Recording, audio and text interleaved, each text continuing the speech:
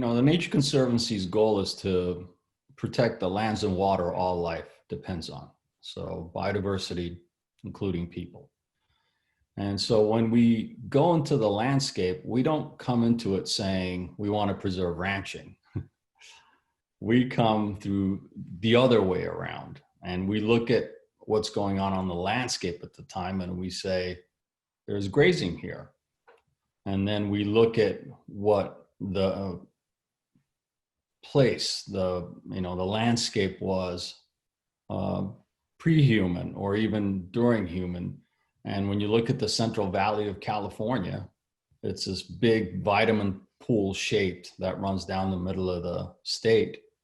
And the way to think of it is actually, I could explain it simply as the mountains from the east capture all the snow, and they provide water that runs through the creeks and rivers that flow west into the Central Valley. And the bottom of the Central Valley is this huge wetland, that, a massive, massive scale of wetland.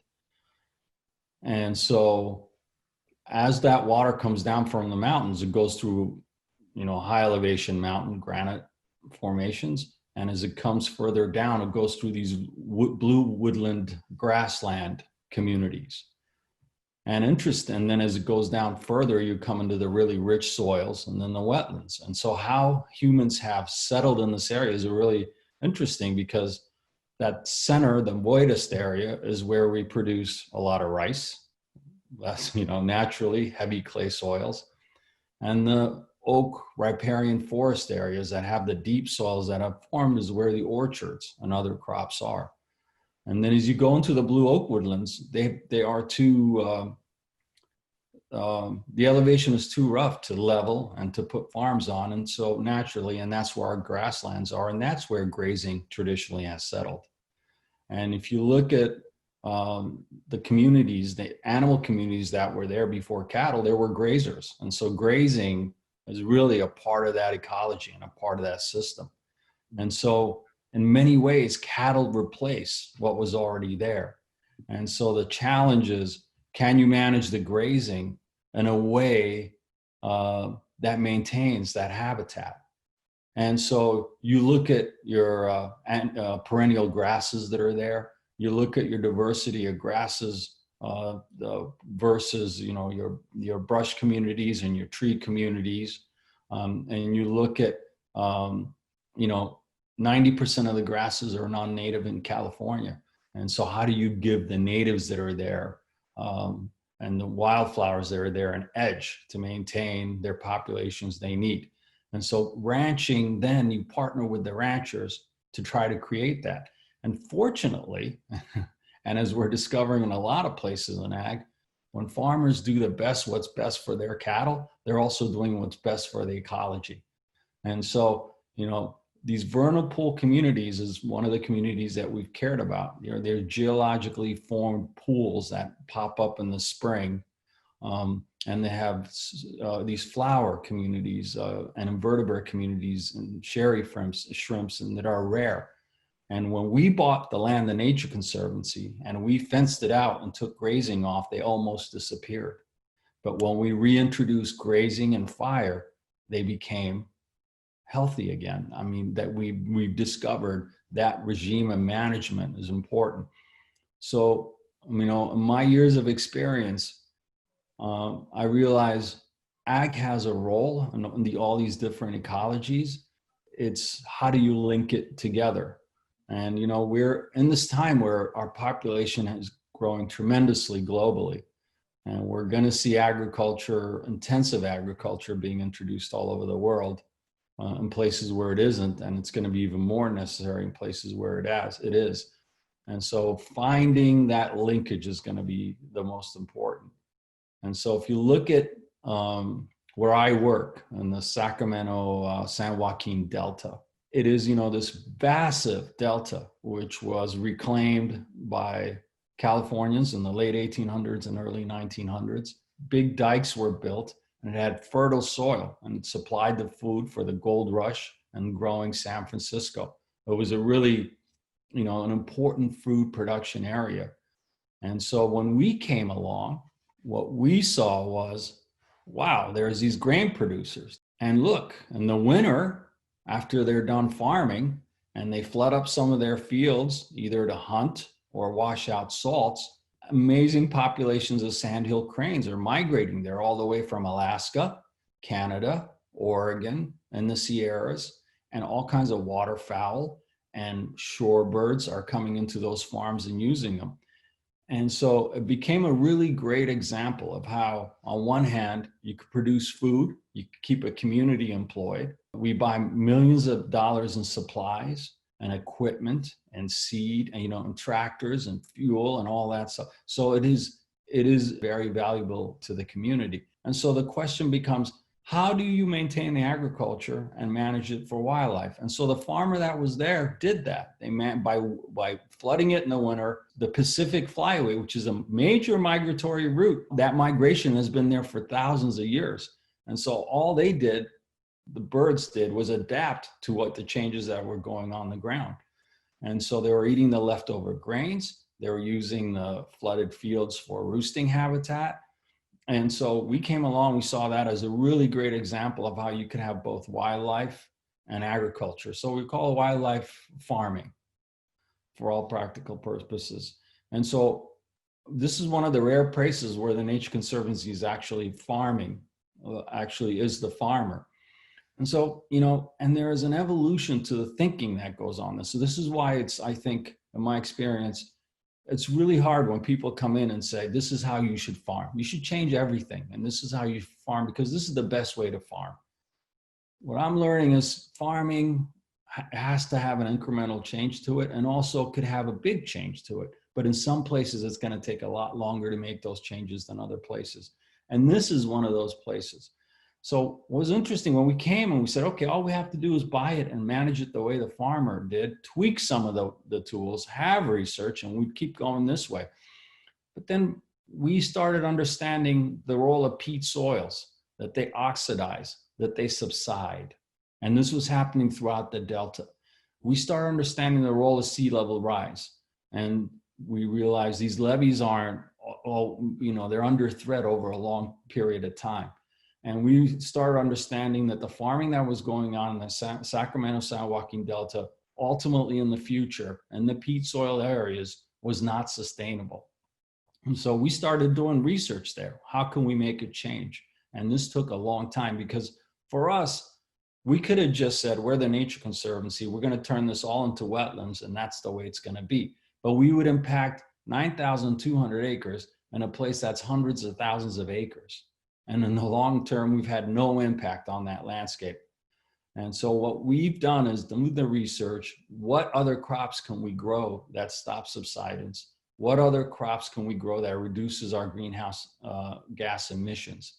And what other land use matrices and combinations can we start introducing to the landscape that starts reversing these unsustainable practices and acts as an example to our neighbors, brings our neighbors in to ask them for ideas of how we should do it, and have them understand what we care about, and have them understand that we care about them. And that's what we've done. We are at that edge right now where we're designing, we're changing from growing corn and some of the winter wheat. We have put in some things like pasture to introduce animals and grazing that we lease out to a ranching family that is upstream from where we are in the mountains, that we have an easement on their land. So their land can never be developed, it'll always stay in ranching. And so we have this relationship where we're protected a ranch in high elevation, and then they bring their cattle down and introduce it. And we discovered sandhill cranes and the geese love these pastures. They get invertebrates in it. It gives them a variety of their diet. But the biggest change we're making is rice, where we reintroduce rice in the Delta, because rice actually stops subsidence of the peat soils completely. And also it's one of the favorite foods of the sandhill cranes, and the waterfowls love it. So it's really, again, finding that combination. And the other thing we're doing is we realized that there are some parts of the island that need to be habitat and need to be an area where we could recycle our runoff from our agriculture, and also serve as a habitat, and also build carbon. And so we are in the process of designing and building out 1,000 acres of wetlands, which will allow us to circulate our water through capture the silt that comes out of the runoff of the fields. It's going to grow all the wetland plants. And it's also going to be a place where we would like to see an association with academic institutions where we want to see plutoculture being introduced to the farm. Are there crops, products that we can produce with these wetlands that we can harvest? And could you introduce grazers like water buffalo into the system that are more tolerant of wet feet? Or some of the cattle I'm reading about in places like in the south of Louisiana that have more tolerant to being on the edges of wetlands. So you have this mixture of users of cattle and wetlands and waterfowl and humans all coexisting. The people are really important to me as the manager for the Nature Conservancy, the people that work for us in the communities, people that have been there for generations. I've been part of projects where we're bought orchards that are along rivers and restored them back to riparian forest. And I'm talking to the farmer and he says to me, my great-grandfather cleared this land so we could civilize it and grow crops on it. And now I'm helping you turn it back into the jungle it was then. But the land we were buying was flooding too often. It was eroding away into the river. He understood what we were doing. And he understood that orchard could be a buffer, that riparian forest can be a buffer between him and the river. And it could bring in songbirds that will act as, natural insect control for his walnut orchards and his almond orchards. And so for me, that's the future of agriculture, is where we could find these relationships that are examples of the way we're going to grow food all over the world and make it work for both the biodiversity and the communities and the people. Agriculture owns most of the land in this country. And so when we go to do conservation projects and we take money from donors and we go to buy it, we don't go to urban areas. We go to poor rural communities most of the time. And then we say, we're going to buy it and we're going to protect it and we're going to build a fence around it because it's got, all these species that we care about, which are, by the way, really important to you also, because biodiversity is, and that's the way it works. So when these rural communities are also the places where we have poverty, as well as the inner cities. They're also the poor areas. And the county governments are also impacted by the loss of tax dollars when you come in as a nonprofit. And so finding these economic solutions for both people and biodiversity is going to be critical. And so that's what gets me up in the morning. That's what really motivates me, And I think there's some really big scale stuff happening right now. That on a global scale, where I could see like even our farm or other farms meeting in. One of the things that I'm reading now that's really exciting is the fork to farm policy that European Union is having in place. That's a really exciting document in a way that's talking about growing food locally for people that eat it close by, and also having a higher environmental, social, and quality standards, even for the food they import. And the Canadian Farmers Association right now has produced also a very similar document. And so you're starting to see these ideas of farms that produce sustainably, that are wildlife friendly, that serve local communities first. And the ranching community is a perfect example of that, with their own labels, the grass-fed beef movement that's going on.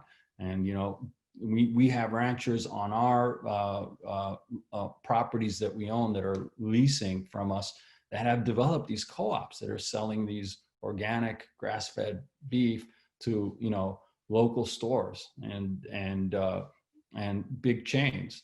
And so I think this is in many ways an exciting time where we're starting to see the new generation of farmers coming in. That are, bringing new ideas, and we still have the wisdom of the generation that came ahead of them. And so combining this new idea of what we want the world to be, combining this new technology, and combining the wisdom of the people that came behind us, our parents and grandparents, is the future of agriculture, and one I'm seeing happen. And I talk to people all over the place.